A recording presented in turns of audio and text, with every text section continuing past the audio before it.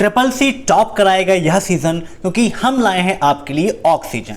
जी हाँ दोस्तों, triple C oxygen batch की आज तीसरी क्लास है जिसमें ट्रिपल सी एग्जाम के लिए मोस्ट इंपॉर्टेंट क्वेश्चंस हम डिस्कस करेंगे।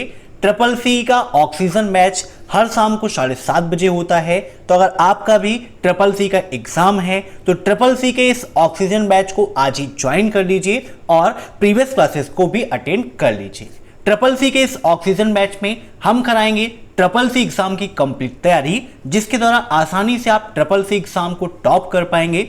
साथ ही साथ एग्जाम से पहले आप ट्रिपल सी की 1100 प्रश्नों की महामैराथन क्लास को जरूर देख लीजिएगा, क्योंकि वहां पर कंप्लीटली तैयारी मैंने आपकी कराई है। मोस्ट इंपॉर्टेंट क्वेश्चंस हैं, चैप्टर वाइज क्वेश्चंस हैं, फुल फॉर्म्स, फाउंडर नेम्स, एक कंप्लीट पैकेज है जिसके द्वारा आसानी से आप ट्रिपल सी एग्जाम को टॉप कर सकेंगे। और जिन्हें भी ई बुक की आवश्यकता है, वीडियो के नीचे 2000 क्वेश्चंस की पीडीएफ की लिंक दी है, वहां से आप पीडीएफ को डाउनलोड कर सकते हैं।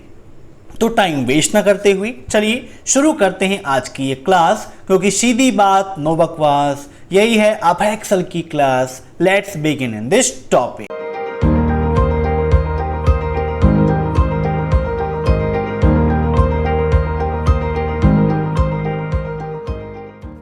क्वेश्चन आपका, जिसे आधार संख्या का भंडार माना जाता है, मीन्स निम्न में से ऐसा कौन सा है जिसे आधार संख्या का भंडारण माना जाता है। इन सभी क्वेश्चंस को आप मॉक टेस्ट के रूप में लेते रहिए और कमेंट बॉक्स में आंसर देते रहिए। वीडियो के लास्ट में आप जरूर बताइएगा कि आपके कितने क्वेश्चन सही हुए हैं, और प्रत्येक क्वेश्चन के लिए 3 सेकेंड की टाइमिंग मैं आपको दूंगा।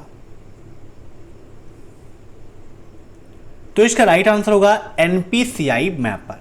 एनपीसीआई मैपर को आधार संख्या का भंडार माना जाता है। एनपीसीआई क्या है और एनपीसीआई मैपर क्या होता है, आइए एक्सप्लेन करके आपको समझाते हैं। यहां पर आप एनपीसीआई का लोगो देख रहे हैं। एग्जाम में एनपीसीआई का फुल फॉर्म भी पूछा जाता है। प्रीवियस क्लास में मैंने आपको बताया था कि एनपीसीआई का फुल फॉर्म क्या होता है। तो एनपीसीआई का फुल फॉर्म होता है national payment corporation of India. NPCI की शुरुआत कब हुई, या क्वेश्चन भी आपके एग्जाम में पूछा जाता है, तो बताइए एनपीसीआई की शुरुआत कब हुई। तो 2008 में एनपीसीआई की शुरुआत हुई थी। जैसे आप सभी लोग चेक करते हैं कि आपके बैंक अकाउंट से आधार कार्ड लिंक है या फिर नहीं है, तो वैसे ही यहां पर जो एनपीसीआई मैपर है उसका काम यही है कि एनपीसीआई अकाउंट से आधार कार्ड लिंक है या फिर नहीं है, इन सभी प्रोसेस को वो चेक करता है, और जो आधार कार्ड के द्वारा आप लेन देन करते हैं उस पैसे को गंतव्य बैंक तक पहुंचाने का काम करता है कौन, एनपीसीआई मैपर। ठीक है, नोट कर लीजिएगा। अब नेक्स्ट, डिजी लॉकर का उपयोग क्यों करते हैं, बताइए। भौतिक दस्तावेजों का उपयोग कम से कम होता है, भौतिक दस्तावेजों से छुटकारा मिल जाता है, दस्तावेज हमेशा उपलब्ध होते हैं, या फिर उपरोक्त सभी। तो इसका राइट आंसर होगा ऑप्शन डी, उपरोक्त सभी, क्योंकि डिजी लॉकर का उपयोग करने से हमें डॉक्यूमेंट्स को अपने साथ लेकर घूमना नहीं पड़ता है। मीन्स एक प्रकार से उनसे छुटकारा मिल जाता है, और हमारे जो डॉक्यूमेंट्स हैं हमेशा उपलब्ध रहते हैं। जहां भी हमें जरूरत है हम लॉगिन करके अपने डॉक्यूमेंट को प्राप्त कर सकते हैं। अब डिजी लॉकर कैसा है, तो यहां पर आप देख सकते हैं डिजी लॉकर किसकी पहल है, तो गवर्नमेंट की एक पहल है जिसके द्वारा पेपरलेस किया जा सके। मीन्स जितना अधिक से अधिक हो सके उतना हम पेपर को दूर रखें और डिजिटल रूप से हम अपने वर्क को अंजाम देते रहें। तो यहां पर आप देख सकते हैं डिजी लॉकर इस प्रकार से होता है जहां पर हम अपने सभी डॉक्यूमेंट्स को स्टोर करके रख सकते हैं। अब नेक्स्ट, 500 रुपए की नोट का साइज क्या होता है। ऐसे क्वेश्चन ट्रिपल सी एग्जाम में बहुत ज़्यादा पूछे जाते हैं कि 500 रुपए की नोट का साइज क्या है, 2000 रुपए की नोट का साइज क्या है, 50 रुपए की नोट का साइज क्या होता है। तो यहाँ पर ऑप्शन है आपके 66 × 130 mm square, 66 × 150 mm square, 66 × 146 mm square, या 66 × 135 mm स्क्वायर। बताइए क्या होगा इसका राइट आंसर। तो इसका राइट आंसर होगा ऑप्शन बी, 66 गुणे 150 mm स्क्वायर। अब यहाँ पर 500 की नोट कैसी होती है मैं आपको दिखा देता हूँ, आप सभी के पास होगी भी, लेकिन यहाँ पर फिगर में आप देख लीजिए कुछ इस प्रकार से हमारी नई 500 रुपए की नोट है। एग्जाम में क्वेश्चन भी कभी भी पूछ लेता है कि 500 रुपए की नोट पर किसका फिगर बना हुआ है। ये सब क्वेश्चंस भी आपके लिए इंपॉर्टेंट हैं, या इसका कलर क्या होता है तो इसको भी आप अपने माइंड में रखिएगा।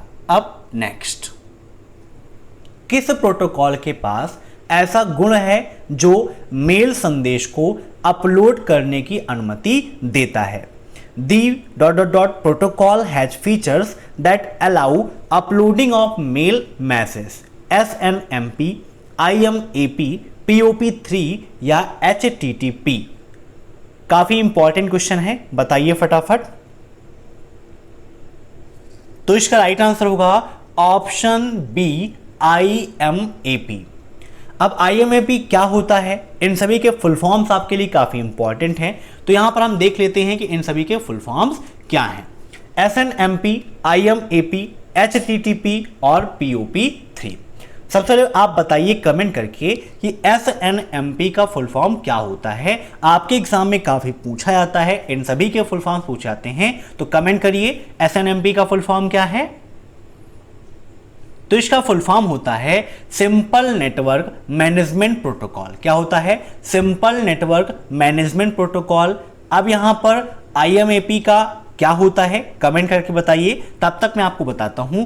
HTTP का फुल फॉर्म क्या है? Hyper text transfer protocol. और POP3 का फुल फॉर्म होता है पोस्ट ऑफिस प्रोटोकॉल। क्या होता है? नोट कर लीजिएगा, पोस्ट ऑफिस प्रोटोकॉल। और IMAP का क्या है? फटाफट सभी लोग कमेंट कर दीजिए।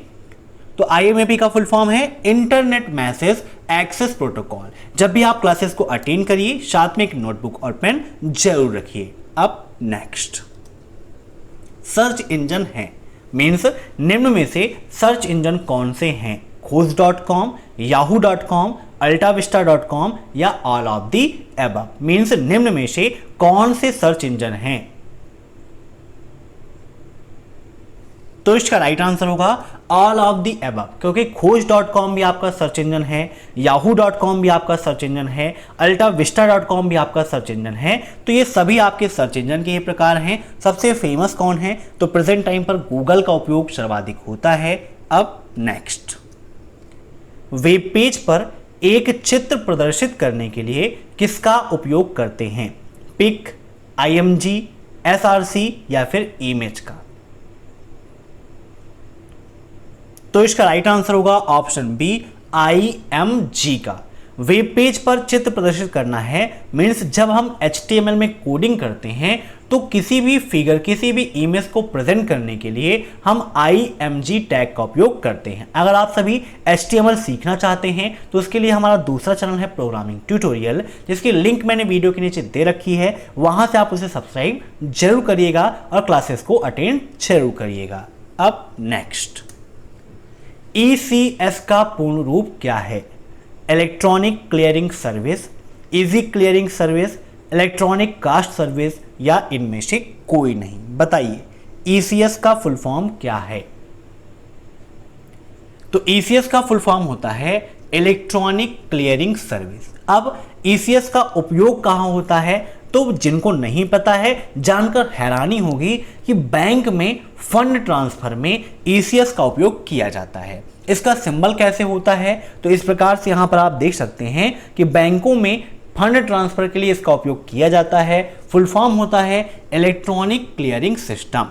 ठीक है, तो यहां पर देखिए लिखा हुआ है, it is a service your bank provides when you need to transfer funds from one bank account to an other electronically। Means अगर आप इलेक्ट्रॉनिक रूप से एक अकाउंट से दूसरे अकाउंट में पैसे भेजना चाहते हैं, फंड ट्रांसफर करना चाहते हैं, तो बैंक के द्वारा प्रदान की जाने वाली यह एक सुविधा होती है। अब नेक्स्ट, रोबोट कृत्रिम उपकरण है जो मनुष्य जैसा कार्य करता है। ट्रू या फॉल्स? बताइए क्या होगा इसका राइट आंसर। तो बिल्कुल सही है, रोबोट एक कृत्रिम उपकरण है।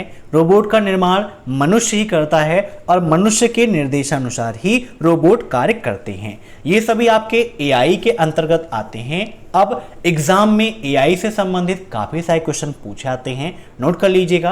पहला प्रश्न यह पूछा जाता है कि एआई का फुल फॉर्म क्या है। ट्रिपल सी में काफी पूछता है। एआई का फुल फॉर्म होता है आर्टिफिशियल इंटेलिजेंस, जिसे हम हिंदी में कृत्रिम बुद्धिमत्ता के नाम से जानते हैं। इसके अंतर्गत मशीनों को बुद्धिमान बनाने का कार्य होता है। जैसे कि आप देखते हैं बहुत सारे मोबाइल फोन्स ऐसे हैं जिसमें कैमरे में एआई का उपयोग किया जाता है, जिसके माध्यम से अगर कहीं पर अंधेरा है तो ऑटोमेटिक फ्लैश ऑन हो जाता है और कहीं पर उजाला है तो ऑटोमेटिक फ्लैश ऑफ भी हो जाता है। तो ये सब कुछ एआई के कारण ही उसमें संभव है। तो यहां पर इसका राइट आंसर होगा ऑप्शन फर्स्ट, ट्रू। अब नेक्स्ट, एक लोकप्रिय चैटिंग सेवा को कहा जाता है, बताइए एक लोकप्रिय चैटिंग सेवा को क्या कहते हैं? इंटरनेट रिलीज चैट, इंटरनेट अनुरोध चैट, इंटरनेट संसाधन चैट या इंटरनेट रिले चैट।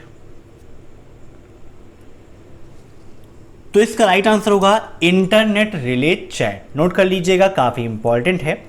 अब ट्रिपल सी एग्जाम में कभी कभी ये पूछ लेता है कि इंटरनेट रिले चैट किससे संबंधित है या फिर यह किसका पूर्ण रूप है। तो यह IRC का पूर्ण रूप होता है। और कभी कभी यह पूछ लेता है कि IRC स्टैंड फॉर, तो इंटरनेट रिले चैट होता है। अब नेक्स्ट, IP एड्रेस के कितने भाग होते हैं? 3, 4, 5 या फिर 2? IP address means internet protocol address होता है। IP एड्रेस से ट्रिपल सी एग्जाम में काफी सारे क्वेश्चन पूछे जाते हैं। एक क्वेश्चन यह पूछा जाता है कि क्या हम IP एड्रेस को चेंज कर सकते हैं, ट्रू या फॉल्स? तो फटाफट कमेंट करके बताइए कि IP एड्रेस को चेंज किया जा सकता है या फिर नहीं। तो बिल्कुल सही है, IP एड्रेस को हम चेंज कर सकते हैं। जबकि जो मैक एड्रेस होता है, मैक एड्रेस जिसे हम मीडिया एक्सेस कंट्रोल के नाम से भी जानते हैं, वो मैन्युफैक्चरिंग एड्रेस होते हैं और उनको परिवर्तित नहीं किया जा सकता। लेकिन IP एड्रेस चेंजेबल हैं, हम चेंज कर सकते हैं। एक क्वेश्चन आपके एग्जाम में यह पूछा जाता है कि क्या 2 सिस्टम्स के IP एड्रेस एक हो सकते हैं? तो बिल्कुल गलत है, ठीक है। जितने भी सिस्टम्स होंगे, प्रत्येक डिवाइस का अपना एक यूनिक IP एड्रेस होता है। इस पॉइंट को आप नोट कर लीजिएगा, एग्जाम में काफी पूछा जाता है, कई तरीके से पूछते हैं। तो यहां पर पूछा गया है कि IP एड्रेस के कितने भाग होते हैं? तो आपके 4 भाग होते हैं। ऑप्शन बी इज राइट, ठीक है। अब नेक्स्ट, मॉनिटर और कीबोर्ड किस प्रकार का डिवाइस है? Half duplex, simplex, full duplex या फिर डुप्लेक्स? बताइए क्या होगा इसका राइट आंसर। काफी इंपॉर्टेंट क्वेश्चन है आपके लिए, मॉनिटर और कीबोर्ड। अब अगर ध्यान से आप समझिए तो मॉनिटर क्या है? आपका एक आउटपुट डिवाइस है और कीबोर्ड क्या है? इनपुट डिवाइस है। कीबोर्ड हमेशा इनपुट ही देता है, आउटपुट नहीं देता। क्या आपने कभी देखा है कि कीबोर्ड कहे कि भैया देखो हमने बहुत इनपुट दे लिया, अब हम आज से इनपुट नहीं देंगे, हमारा मन आउटपुट देने का है, अब हम रिजल्ट दिखाएंगे, बहुत इनपुट हमसे दिवा लिए? या मॉनिटर कभी कहता है कि भैया हमने बहुत परिणाम दिखा लिया, बहुत आउटपुट दे दिया, बहुत आपने डिस्प्ले पे देख लिया, अब हम नहीं दिखाएंगे, मेरा मूड हो गया खराब, अब हम इनपुट देंगे? ऐसा होता है क्या? नहीं होता है कभी। तो यहां से आप समझिए कि मॉनिटर सिर्फ एक ही दिशा में काम कर रहा है, आउटपुट दे रहा है, और कीबोर्ड जो है सिर्फ और सिर्फ इनपुट दे रहा है। तो यहां पर इसका राइट आंसर हो जाएगा ऑप्शन बी, सिंप्लेक्स, ठीक है। यह दोनों आपके सिंप्लेक्स के उदाहरण हैं। अर्थात सिंप्लेक्स में डाटा का प्रवाह एक समय में एक ही दिशा में नहीं, मतलब कि डाटा का प्रवाह सिर्फ और सिर्फ एक ही दिशा में होता है, 2 दिशाओं का कोई भी सवाल इसमें नहीं है। आइए फिगर के द्वारा यहां पर आपको समझाते हैं। अब यहां पर सिंप्लेक्स ट्रांसमिशन मोड आप देख रहे हैं, तो डायरेक्शन ऑफ डाटा कीबोर्ड यहां पर कहां पर दे रहा है? मॉनिटर को। और यहां पर मॉनिटर कीबोर्ड को नहीं दे सकता कि मॉनिटर भैया इसको कोई भी डाटा देगा, सिर्फ और सिर्फ एक ही दिशा में काम होगा, है ना। तो वैसे ही मॉनिटर है, सिर्फ और सिर्फ आउटपुट दिखाएगा, कीबोर्ड सिर्फ और सिर्फ इनपुट देगा। ऐसे ही यहाँ पर आप देखें तो फुल डुप्लेक्स का मतलब हो गया कि संचार दोनों दिशा में, देखिए दोनों तरफ एरो बना है, इसका मतलब एक ही समय में संचार दोनों दिशा में होता है। जैसे आप सभी बात करते हैं मोबाइल फोन के द्वारा, तो क्या है, आप इधर से बोलते हैं, सामने वाला उधर से बोलता है, दोनों की आवाजें एक दूसरे को सुनाई देती हैं, तो इसका मतलब एक ही समय में संचार दोनों दिशाओं में हो रहा है। तो जब संचार एक ही समय में दोनों दिशाओं में होता है तो उसे हम बोलते हैं फुल डुप्लेक्स। क्या बोलते हैं? Full duplex. आप एक और फिगर यहां पर देखिए, ये क्या है, direction of signal transmit at time 2। Full duplex हो गया। हाफ डुप्लेक्स में क्या होता है, अब यहां पर देखिए एक बार में क्या हो रहा है, सूचना इनके पास जा रही है और जब इनके पास पहुंच जा रही है तभी इनके पास से इनके पास जा रही है। जैसे आपने जो सैनिक वाली पिक्चरें देखी होंगी या आपस में आसपास में आपने देखा होगा, पुलिस वालों को देखा होगा या आर्मी वालों को देखा होगा, तो उनके पास वॉकी टॉकी होता है। नाम सुना है ना, वॉकी टॉकी। तो वॉकी टॉकी में बात करते समय लास्ट में बोलते हैं ना ओवर एंड आउट, तो इसका मतलब यही होता है कि हमारी बात समाप्त हो गई है, अब आप बोल सकते हैं। इसमें क्या होता है, संचार एक समय में एक ही दिशा में होता है। दोनों दिशा में संचार तो होता है लेकिन एक समय में एक ही दिशा में संचार होता है, दोनों में एक साथ नहीं होता है। इन सभी पॉइंट को आप नोट कर लीजिएगा, ये सारे पॉइंट्स आपके लिए इंपॉर्टेंट हैं और ट्रिपल सी एग्जाम में काफी पूछ आते हैं, कभी सिंप्लेक्स के बारे में, कभी हाफ डुप्लेक्स, कभी फुल डुप्लेक्स, इसीलिए मैंने एक्सप्लेन करके आपको समझा दिया। अब देखते हैं next question. Formula equal hello double and comma close and double and comma फिर double and comma and double and comma word double and comma close का परिणाम क्या होगा? बताइए क्या होगा इसका राइट आंसर। दोस्तों मैंने फार्मूले के लिए एक सेपरेट क्लास कराई है फार्मूला कैप्सूल के नाम से। YouTube पर सर्च करिए फार्मूला कैप्सूल बाय अभय एक्सेल कंप्यूटर, उसमें मैंने सारे फार्मूले बताए हैं जो ट्रिपल सी एग्जाम में पूछे आते हैं और same to same question same to same number के द्वारा बताया है, तो उसे आप एग्जाम से पहले जरूर देख लीजिएगा। यहाँ पर जब हम एक्सेल के अंतर्गत या फिर कहें कैल्क के अंतर्गत इस फार्मूले को एग्जीक्यूट कराते हैं तो हमारा जो रिजल्ट है वो निकल के आता है हेलो वर्ल्ड। ठीक है, option C is right, note कर लीजिएगा, काफी इंपॉर्टेंट है। तो इसका उपयोग करेंगे तो वहां पर हेलो वर्ल्ड आता है, बीच के जो स्पेसेस हैं, जो एंड है, डबल एंड कॉमा है, ये सब कुछ वहां एग्जीक्यूट होकर हट जाता है, सिर्फ और सिर्फ हमें जो परिणाम मिलता है वो हेलो वर्ल्ड मिलता है। अब नेक्स्ट, यूआई पैथ क्या है बताइए। यूआई पैथ क्या होता है, काफी इंपॉर्टेंट क्वेश्चन है यूआई पैथ। तो बताइए यूआई पैथ क्या है।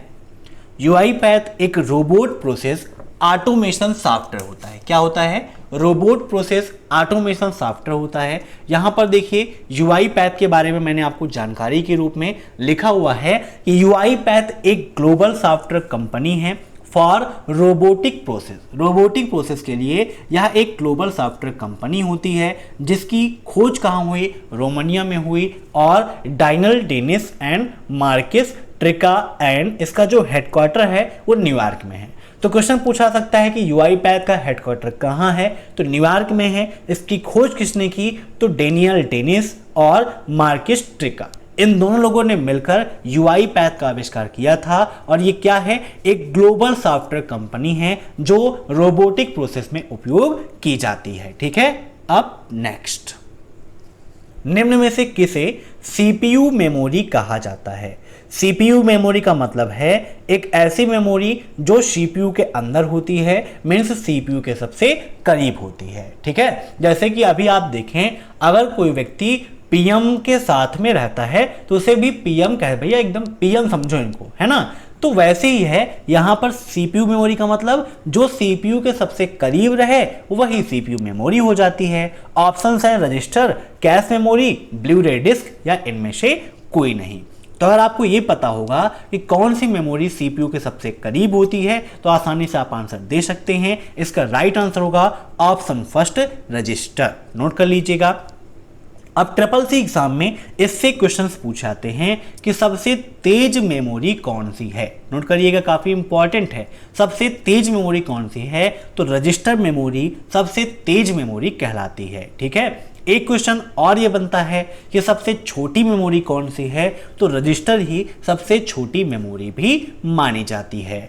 अब नेक्स्ट, यदि कोई चर सूत्र से गायब है तो प्रदर्शित त्रुटि संदेश है। If a variable is missing from the formula then error message displayed is 510, 511, 576 या 566। काफी इंपॉर्टेंट क्वेश्चन है और हूबहू ऐसे ही आपके एग्जाम में आएगा।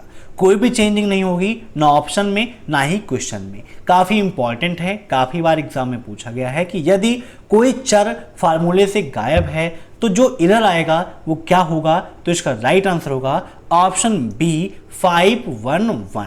ठीक है, नोट कर लीजिएगा, काफी इंपॉर्टेंट है। तो ट्रिपल सी ऑक्सीजन बैच की तीसरी क्लास यहीं पर समाप्त होती है। आशा करता हूं कि आज की यह क्लास आपको पसंद आई होगी। अगर क्लास पसंद आई हो तो लाइक कर दीजिए, कमेंट करके सुझाव जरूर दीजिएगा, और क्लास कैसी लगी ये भी कमेंट बॉक्स में आप कमेंट करके जरूर बताइएगा। और जिनका एग्जाम है शाम 7:30 बजे क्लास जरूर अटेंड करें, और साथ ही साथ चैनल पर नए मेहमान हैं तो चाय कॉफ़ी पी के जाइएगा। जस्ट आई एम जोकिंग भाई, चाय कॉफ़ी नहीं पीना है आपको। जो सामने सबसे पहले बटन है उस पर क्लिक करना है, साथ ही बगल में जो बेल आइकन है उसे भी प्रेस करना है, ताकि टाइम टू टाइम आपको ये सब कुछ मिलता रहे जो भी चैनल पर अपडेट होता है। Thanks for watching my video. फिर मिलते हैं नेक्स्ट क्लास में, तब तक के लिए बाय बाय।